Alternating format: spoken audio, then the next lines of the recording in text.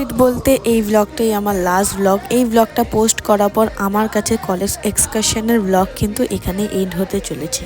আমার ইনঅ্যাক্টিভ থাকার কারণ ছিল যে আমি মিডিলে খুব ব্যস্ত হয়ে গেছিলাম, যার কারণে আমি এই ব্লগসগুলো এডিট করতে পারিনি।